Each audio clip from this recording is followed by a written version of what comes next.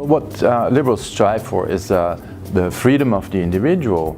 Each and every individual should be empowered and be protected to live their life the way they wish to live it.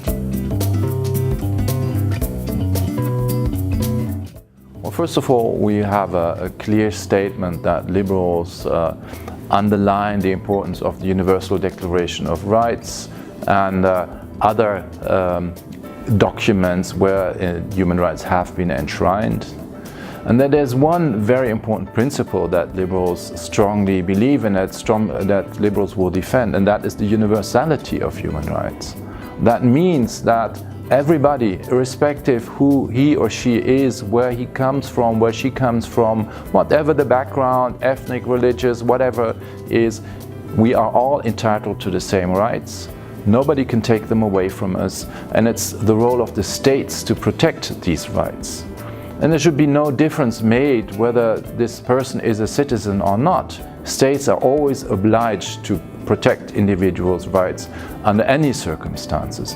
So that is really the, let's say, the core of why we are in favor of human rights and of pushing human rights further.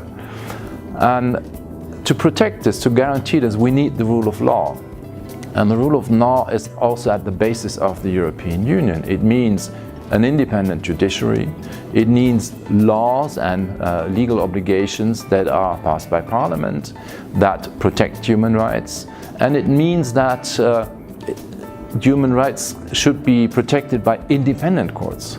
They cannot be dependent courts, judges being appointed by governments or by majorities, but courts must be independent in the way they rule on human rights. So the independence of the judiciary is an extreme important part in protecting human rights, and so that's the beginning and the preface of this paper which we pointed out.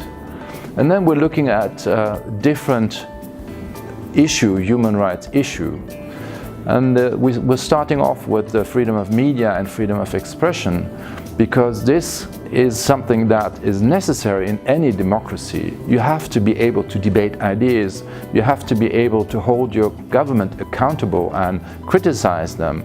And journalists must be free to criticize governments and to publish things that they have discovered.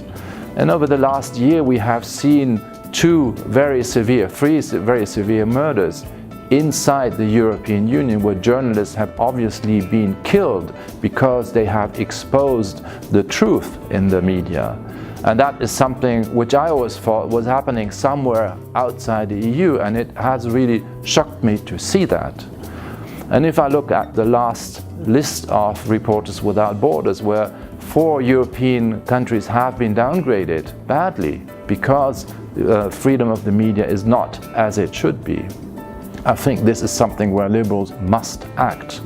And we must make sure that journalists are protected in their work, but we also must make sure that media are independent. There should be no state pressure, which means politicians should not speak in a way about media and journalists that is putting them under threat. And we must make sure that there is an economic independence of media too. There must be a diversity of media, and that must be protected. It is a very important subject for the next term of the European Parliament. We're also looking at women's rights, because we see that women's rights are not where they should be. We'll still see that girls and women can go less far in their careers, and that there are career paths that are closed to girls and women.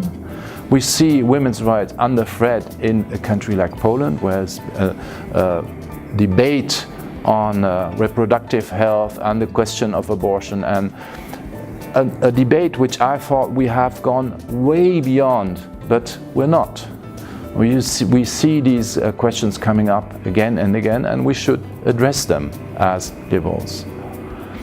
Another point we're making is that we say it is important in a European Union where we have lots of countries with different minorities. We have ethnic minorities, we have religious minorities, we have minorities that have always been there, as we can see in Bulgaria, for example, with the Roma, with the Turkish-speaking minority, with other minorities in this country.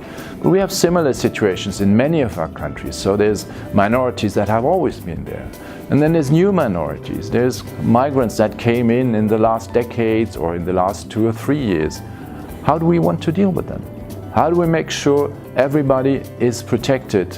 How do we make sure that living together works well? And I believe that human rights is a very good basis to answer this question as liberals.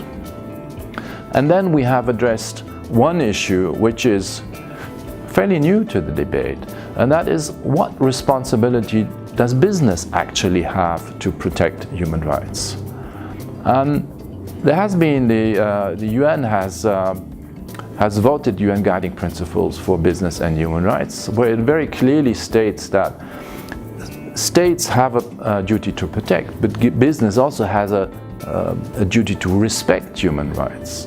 And as we are big fans of an open world where trade is possible, where humans can cross borders, where ideas, where capital can cross borders, where goods are traveling around the world, and we want to protect this open world, this globalized world, we need to look at the downsides and address the downsides. We see a rise in slavery these days, which we haven't seen in many decades across the world. We see a rise in labor abuse in many countries. And if we want globalization to stay popular, it is important that we address these downsides of globalization, especially as liberals. We should not leave this topic to others that address it in a way that they want to close borders, because that's not what we want. We want a rule of law everywhere and a protection of human rights across the world.